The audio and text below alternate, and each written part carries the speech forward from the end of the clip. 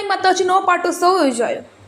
ખંભાત તાલુકાના ફીણાવ ગામમાં આજરોજ તારીખ 29/5/2024 બુધવારના રોજ ફીણાવમાં આસ્થાનું કેન્દ્ર એવું લાલબાઈ ફૂલબાઈ માતાજીનું મંદિર આવેલું છે। ગામમાં સર્વ આગેવાનો દ્વારા માતાજીની માંડવડી અને પાટોત્સવનું આયોજન કરવામાં આવ્યું। સર્વે ગ્રામજનો રંગેચંગે માતાજીની પૂજા અર્ચના કરી સર્વે ગ્રામજનોના સહયોગથી અને એક દાતા તરફથી મહાપ્રસાદીની આયોજન કરવામાં આવ્યું હતું। આ પ્રસંગે કોમી એકતાના દર્શન થયા। દરેક કોમ એક જ પાથરણે બેસીને મહાપ્રસાદી લીધી હતી।